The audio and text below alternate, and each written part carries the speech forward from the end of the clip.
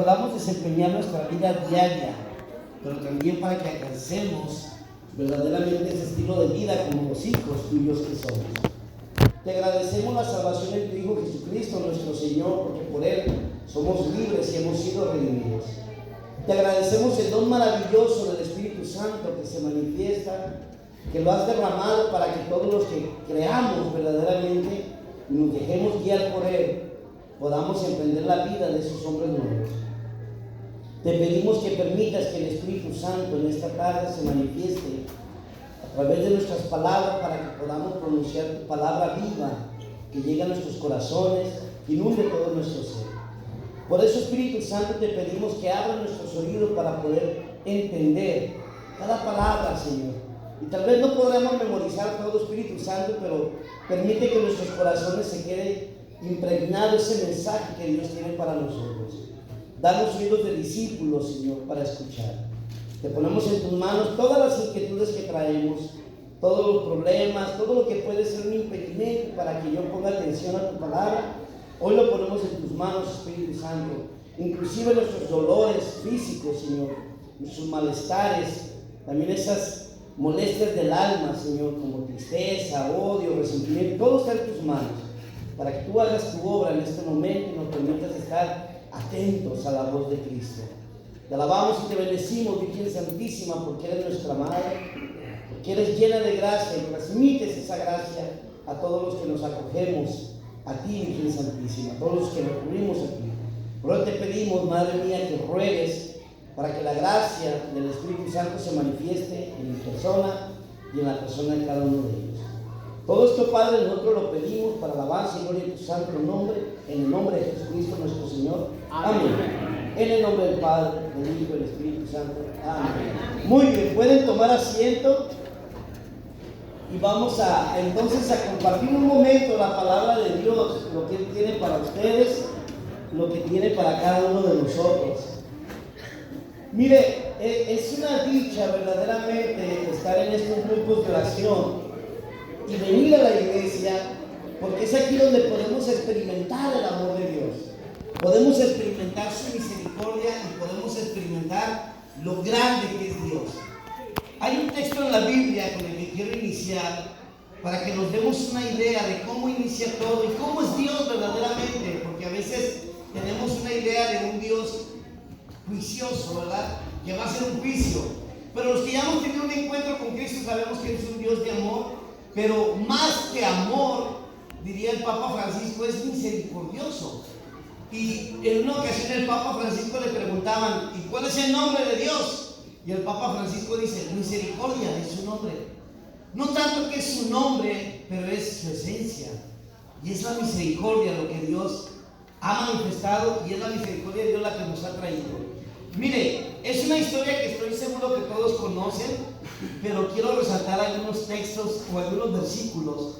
Voy a leer el libro del Éxodo en el capítulo 3, versículo del 7 al 9. Yahvé le dijo a Moisés: he visto la aflicción de mi pueblo en Egipto, he escuchado el clamor de sus opresores y conozco sus sufrimientos. He bajado para liberarlo de la mano de los egipcios y para subirlo de esta tierra a una tierra espaciosa que emana leche y miel, el país de los cananeos, de los hititas, de los amorreos, de los perizas, de los givitas y de los jebuseos. Así pues, el clamor de los israelitas ha llegado hasta mí, y he visto la opresión con que los egipcios los afligen. Ahora pues ve, yo te envío al faraón para que saques a mi pueblo, los israelitas de Egipto. Palabra de Dios. Mire, fíjese una cosa, sé que estamos hablando de una historia que pasó hace mucho tiempo, pero si usted no conoce bien la historia, pues es un pueblo que confía en Dios. Por cuestiones del destino terminan en Egipto, y es una historia muy hermosa pero larga. Pero terminan en Egipto, y mientras estuvo un faraón que conoció a Josué o a José, todo estaba bien. Pero una vez que muere José y que nace, que viene un nuevo faraón que es Ramsés, entonces él no conoce nada de la historia. ¿Cómo es que llegaron aquí los hebreos? Algo que tenían los hebreos muy característico a los latinos es que se reproducen mucho, o sea que tienen muchos hijos. En pocas palabras, yo no creo que, bueno, aquí sí, pero en nuestros países no hay familias que tengan un hijo. Nosotros los latinos tenemos de 3 para arriba, ¿sí no es cierto? ¿Verdad? Y a cualquier parte que vamos a la iglesia, vemos niños chiquitos, y mire a su alrededor, donde quiera hay un niño chiquito. Y eso es como que es lo que le da vida a la iglesia. Así eran los hebreos. Tenían hijos y tenían hijos y tenían hijos porque son muy creyentes de la palabra. Y en una ocasión leyeron Génesis y el Señor les dice: procreen la tierra. Entonces ellos se dedicaron a tener hijos porque es parte de la bendición y de las promesas de Dios. Entonces los egipcios ven que este pueblo empieza a crecer y dicen: pronto van a llegar a ser más que nosotros y nos van a someter. Entonces Faraón toma la determinación de hacerlos esclavos y les impone mano dura, les quita los beneficios y les empieza a dar trabajos excesivamente pesados, a tal grado que pierdan la fuerza y durante su día de descanso o sus horas de descanso no tengan otra cosa más que hacer más que dormir o que de reponerse para el siguiente día. Y así está este pueblo sometido bajo un poder superior a ellos, pero también un poder que les presenta diferentes dioses, una idolatría tremenda, porque tienen un Dios para cada cosa, muy parecido a lo que sucede hoy en nuestra realidad, que hoy, una vez más, pareciera que el mundo está a los pies de Faraón y que una vez más estos dioses egipcios se están apoderando de nosotros, porque nosotros, aunque nosotros digamos que creemos en un solo Dios, pero allá afuera hay muchos dioses que están gobernando a la humanidad. Está el Dios dinero, está el Dios sexo, está el Dios violencia. Todos esos dioses o ídolos, como usted le quiera llamar, o actitudes, están gobernando el mundo. Y eso es lo que está sucediendo. Pero este pueblo jamás perdió la fe y aclamaba la liberación y pedía un libertador. Y fíjese lo bonito que dice el texto para que vea cómo es Dios. Dios no es un Dios que está lejos, ni es un Dios que se pone las manos para no ir, ni es un Dios que dice "Tac to my head". No, Dios está atento a las necesidades de su pueblo. Dice la palabra del Señor: he visto el sufrimiento, he escuchado su clamor. Oiga, eso es un Dios que está atento, ¿sí no es cierto? A usted no les ha tocado que estás hablando con alguien y dices: ¿me están poniendo atención? Y luego te dicen: sí. ¿Qué dije? Pues eso. Pues ¿qué dije? Pues eso. En primer lugar, yo no sé qué quiere decir poseso, ¿verdad? Pero así dice la gente: poseso. No, me pusiste atención. No nos ponen atención. La mayoría de la gente está hoy con sus celulares, que es otro ídolo que se ha apoderado de nosotros. Los medios de comunicación son buenos, hay que darles el buen uso, pero no hay que abusar de ellos y tampoco hay que permitir que ellos abusen de nosotros. Pues bien, Dios miró, Dios escuchó y Dios actuó. Bajó. Fíjense lo que dice el texto: he bajado. ¿De dónde? De su trono, del cielo, de donde usted lo quiera poner, pero quiere decir que Dios hizo presente en la tierra. Yo no sé cuál sea su faraón, yo no sé cuál sea el Egipto que te tiene atado a ciertas costumbres, idolatrías o tradiciones que no te dejan experimentar la totalidad de su amor, pero los hay, muchas veces los hay. Entonces Dios, de alguna manera, esta palabra se está volviendo para nosotros. Puede ser que tengas aflicciones, puede ser que tengas problemas, puede ser que tengas preocupaciones, que hay algo que no te deja experimentar la vida. Hay cosas que no te dejan experimentar el gozo de haber comido, aunque sea una tortilla con chile, pero comiste. Y hay mucha gente que ni eso pudo hacer. Y no le agradecemos a Dios por ese plato de frijoles, porque esperábamos carne asada, pero no hubo para la carne asada. Pero hay mucha gente afuera que ya quisiera una tortilla embarrada de queso, aunque sea. Pero nosotros no sabemos agradecer. ¿Por qué? Porque hay un faraón que nos está tapando la cara. Y dice la palabra que entonces Dios va a enviar a Moisés para liberar al pueblo. Y usted sabe la historia. Va con Moisés, se dicen de muchas cosas, son de días de estar yendo, vamos, que sí, que no, hasta que Dios tiene que enviar las plagas. Al final de cuentas, el poder de Dios se manifiesta. Se ha manifestado el poder de Dios, saca al pueblo de Egipto, lo hace pasar por el medio del mar, y cuando los egipcios reaccionan y quieren ir tras de ellos, Dios cierra el mar, ahogando a la gran inmensidad de su ejército. y el pueblo ha sido liberado. Y por 7 semanas los lleva por el desierto. Imagínense 7 semanas en el desierto. ¿Alguien de aquí ha vivido en el desierto? Nadie. Ustedes están bien coches aquí, cerquita de la playa, ¿verdad? Se siente la brisita y todo así. En el desierto las noches son frías y los días son calurosos. No hay una temperatura templada como lo podemos experimentar aquí en el condado de Orange, que también sé que hace calor, pero en la noche nos llega la brisa, ¿sí no es cierto? Ahorita ya está fresco, ahorita ya se siente la frescura. En el desierto no. En el desierto, muchas gracias, en el desierto no se siente la frescura, se siente frío. Pero imagínense 7 días andar caminando así en un lugar desolado, un lugar que no conoce, y en ese transcurso de esas 7 semanas Dios dio muestras de su poder. Mire, los acompañaba durante el día una nube que los cubría. Imagínense que usted caminara por su vida con la nube de Dios, que no permita que tenga ni frío ni calor, que las inclemencias del tiempo están bajo el control de Dios y nada le va a suceder a usted. Y en la noche una columna de fuego que se sea presente para alumbrar el camino y para ahuyentar a los enemigos. Ya con esos 2 signos es suficiente para creer que Dios es verdaderamente misericordioso y amoroso. Pero encima de eso, tienen hambre y hacen llover pan del cielo, que es lo que se conoce como el maná del desierto. ¿Qué es esta cosita del maná? Es como si fuera una savia que sale de los árboles, que se convierte como en tipo algodón, pero es dulce. Y de ahí se produce pan. Ese es el maná, es algo muy dulce.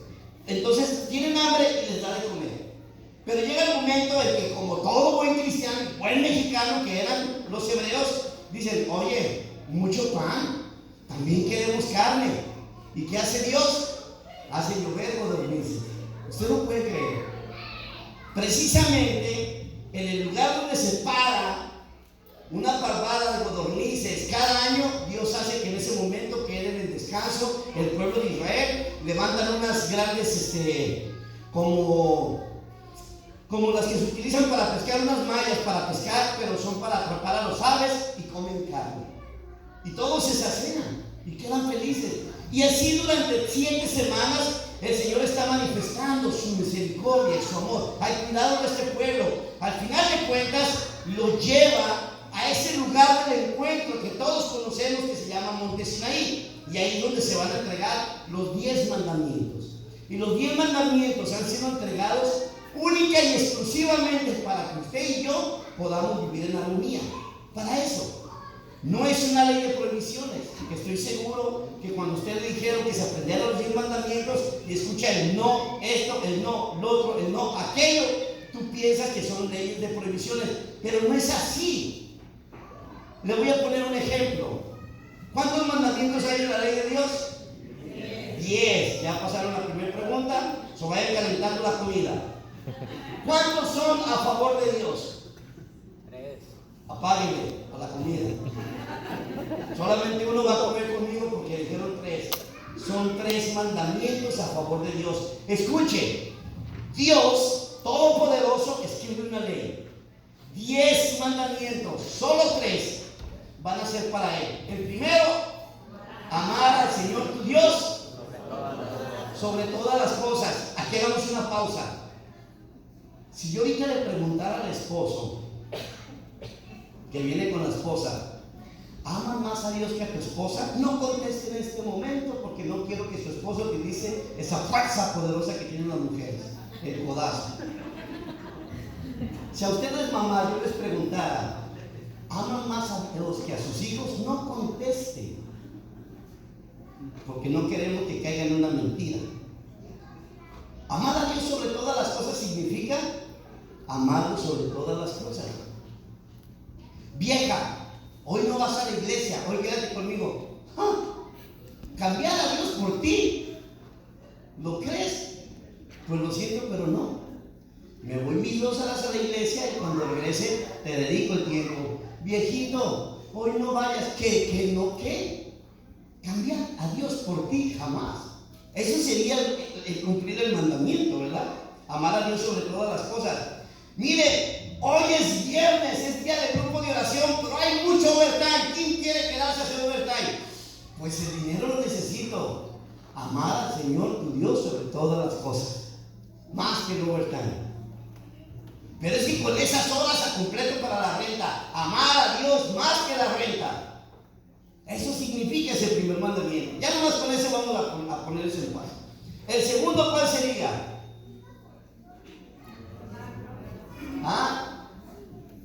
Ya se fueron al Nuevo Testamento. No, es santificar las fiestas.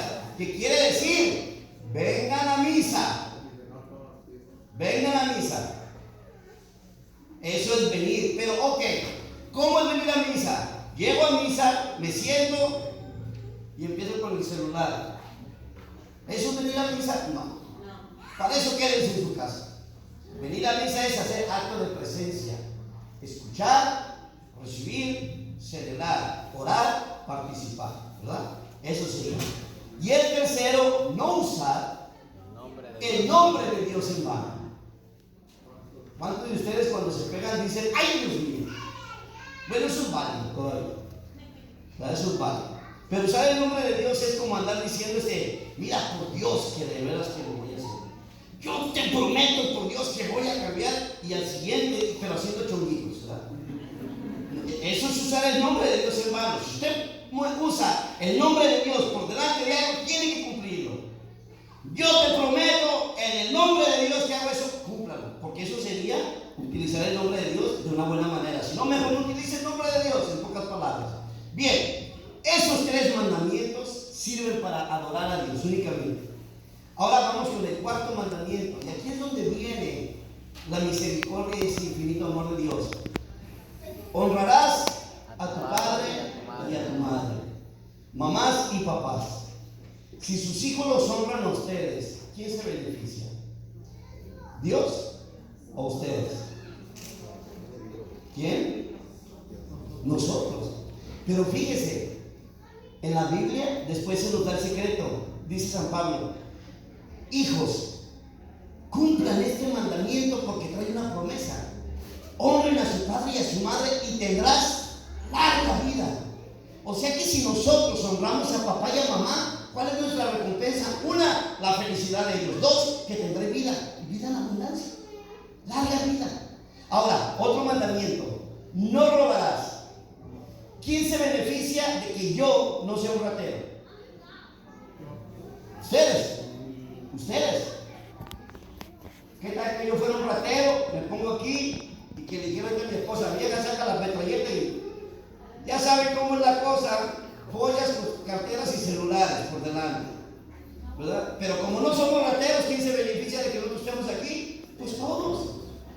Yo porque no voy a quedar en la cárcel, ustedes porque yo no los voy a robar. Entonces estamos viendo que la ley de Dios es ¿para quién?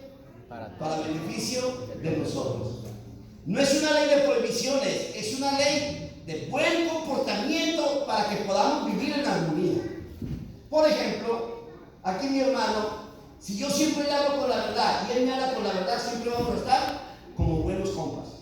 Pero el día que yo le mienta y él descubre una mentira, no va a confiar en mí y tendríamos problemas. Y ya no va a haber armonía. Que le dijeran al hermano: usted va a servir con el hermano Fernando. No, hombre, ese es mentiroso, yo con ese no quiero servir. Se rompe la armonía.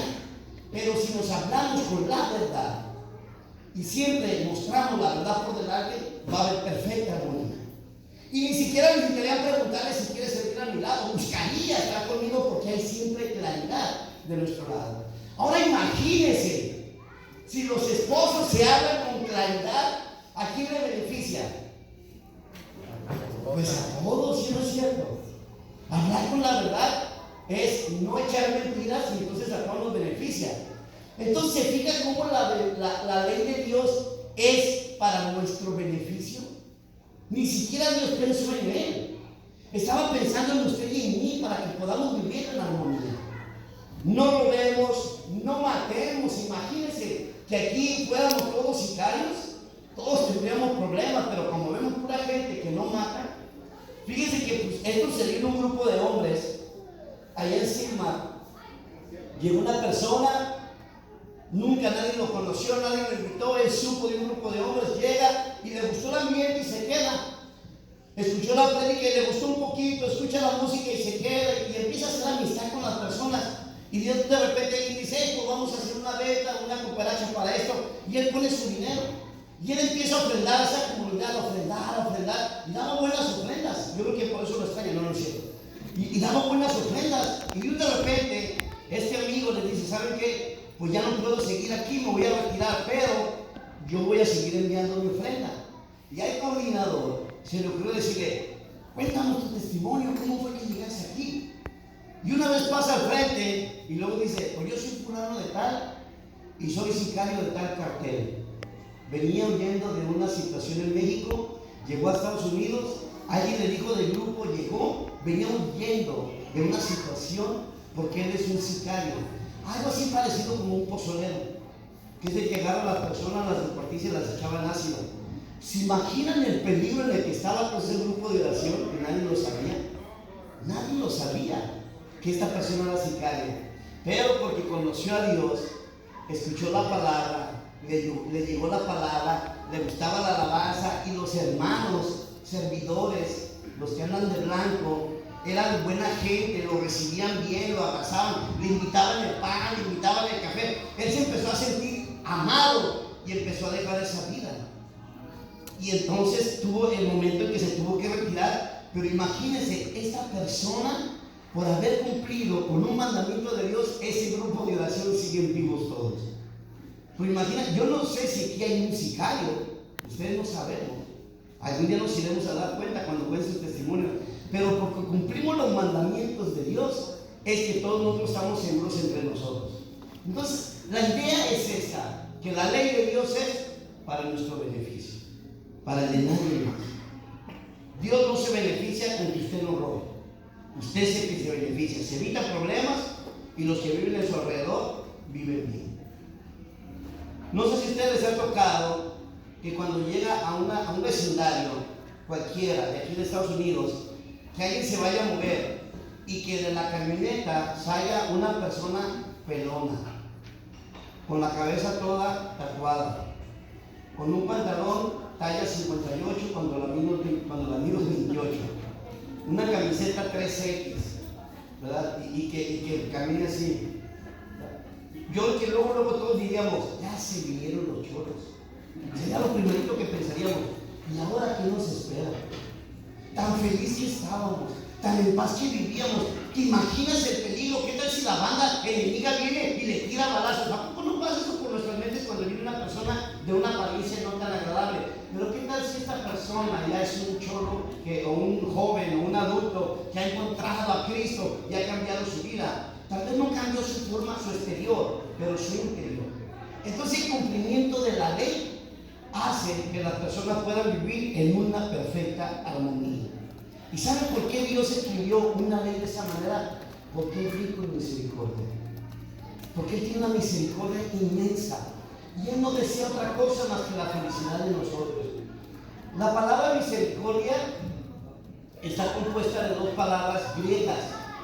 Misere, que significa compadecerse, sentir el dolor de los demás. Eso es compadecer, ¿verdad? No es únicamente decir, ay, pobrecito, cómo sufre. No, es compadecer con la persona, sufrir con la persona. Y cor, que es misericord, así es como se dice en griego. Cor significa del corazón. Entonces Dios es una persona que se compadece desde el corazón.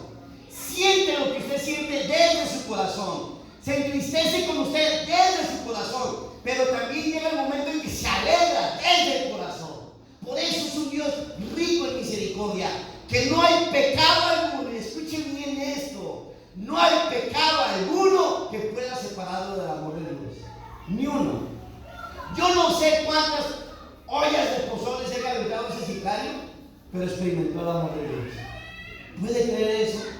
Sé que las familias en México desearían la muerte de esta persona, pero él encontró el amor de Dios y él enmendó su vida. Después de unos años siguió mandando su ofrenda a esa comunidad porque estaba eternamente agradecido, porque le mostraron a un Dios que no lo juzgaba, sino que lo amaba. Escuche bien esa frase. Dios no juzga, Dios ama. Eso es hermoso. ¿Se acuerdan de aquel pasaje de esta mujer adúltera que es encontrada en el acto, y está Jesucristo en el templo, y llevan a la mujer arrastrando porque la querían matar, y le dicen a Jesús: la ley de Moisés dice que esta mujer debe de morir apedreada porque la hemos encontrado en el acto adúltera. ¿Tú qué dices? Dice el texto que Jesús se agachó y que empezó a escribir algo. Nadie sabe lo que escribió. Algunas personas imaginan que lo que Jesús empezó a escribir fue una lista de pecados o los mandamientos. No sabemos, nadie vio. Pero dicen que estaba escribiendo, y conforme escribía en el suelo, miró a todos los que estaban presentes y les dijo: el que esté libre de pecado, que tire la primera piedra. Y fíjese el texto tan maravilloso. Y se fueron yendo desde el más viejo hasta el más joven. ¿Por qué se fueron primero los viejos? Porque eran los que más habían pecado. ¿Pero por qué? Porque son los que tenían más tiempo viviendo, por eso tenían más pecado en su vida. Se fueron yendo hasta los últimos, incluso hasta los que seguían a Jesús se fueron. Imagínense, yo me imagino a Pedro. ¿Qué ojo, Pedro? ¿Dónde va? Judas de plano. Judas ni siquiera de puntitas, él salió corriendo. Y ya una vez que están solos, esta imagen a mí me conmueve, me encanta, y yo quisiera que usted la visualice. La mujer está en el suelo, tirada, esperando las piedras. Pero una vez que ha escuchado que está el Mesías, que está el Redentor, esperando el juicio, porque supuestamente el Mesías tendría que venir a hacer un juicio, tirada en el suelo sin atreverse a mirar a Jesús, y Jesús se hace también hacia el suelo con ella, y mirándola a la cara le dice: ¿dónde están los que te juzgaban? Cuando ella levanta el rostro, mira que ni uno queda, todos se han ido. Aquí viene la palabra maravillosa de Cristo: ya no te juzgaron, yo tampoco te juzgo. Levántate para tu vida la condición y no peques más. ¿Eso no es señal de misericordia? Dicen que esa mujer pudo haberse convertido en discípula de Cristo. Dentro de las muchas mujeres que seguían a Jesús para los servicios de la cocina y de los alimentos, iba ella. No podemos identificarla con ninguna de las Marías, pero es un hecho que se hizo discípula de Cristo. Porque la palabra misericordia, en una vez le preguntaron al Papa Francisco: ¿y qué es la misericordia? Y el Papa, en su gran sencillez, dice: la misericordia es algo que va más allá del perdón. Yo no sé cuántos de ustedes han tenido que pedir perdón alguna vez por lo que haya sido, porque los agarraron infieles, o porque les encontraron un texto, porque les encontraron o echaron una mentira, o ustedes jovencitos pidieron permiso por un lado y resultaron que se fueron al otro, y su papá, su mamá no te escribieron, no sé, por lo que hayan tenido que pedir perdón. Pero dice el Papa que más que otorgar el perdón, escúchenlo, más que otorgar el perdón, es el amor de Dios que transforma la vida del pecador. Y en esa mujer lo tenemos el ejemplo. ¿Cómo la encontraron? Pecando. ¿Y cómo termina? Siguiendo a Cristo. Tuvo que haber vencido todo pecado, tuvo que haber vencido todo. Me imagino que le había dicho a la lista de nombres: ¿saben qué, muchachos? Se acabó, yo nomás sigo a Cristo de aquí en adelante, lo siento, me pidieron y me perdieron. Así lo tuvo que haber hecho. Y esa es la misericordia que Dios quiere manifestar.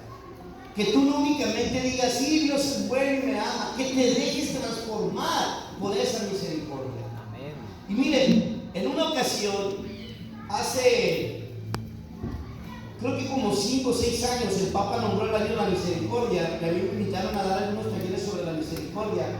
Y una señora muy atenta a lo que estábamos hablando me dice: oiga, ¿y cómo es la misericordia?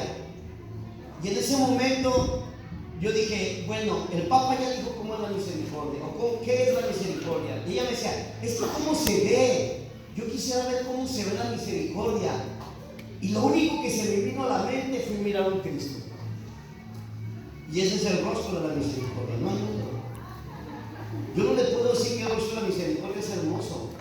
Yo no le puedo decir que el rostro de la misericordia es más hermoso que cualquier mujer. No, ese es el rostro de la misericordia. Gracias o desafortunadamente, el autor de esta obra le hizo un favor para sus ojos, porque no está tan trágico como debería de estar. ¿Sabe que los látigos que utilizaban los romanos en la punta tenían 2 ganchos de metal? Y no eran para hacerle cosquillas al que estaban castigando, era para arrancarle la piel. No era un latiguito así de como un fajazo, no era eso. Era lastimarlo, arrancarle la piel. Pero este es el rostro de la misericordia, este precisamente. Si usted quiere saber cómo se mira la misericordia de Dios, mire Cristo. Una vez un protestante dijo: la cruz es el signo de la muerte. Y dije: mentiras. Desde ese momento dije: ya no eres protestante, eres protestonto. Porque esa no es la señal de la muerte, es la señal, el rostro de la misericordia que Dios tuvo por mí, por mi pecado, por mi miseria, por lo que fui, por la desobediencia, por mi alejarme de Dios, por no haber cumplido el primer mandamiento, ni el segundo, ni el tercero, ni el cuarto, ni el quinto, ni el sexto. Ningún mandamiento hemos cumplido, y aún así Dios vino para que usted y yo tengamos vida eterna. Oiga, eso no es el rostro de la misericordia.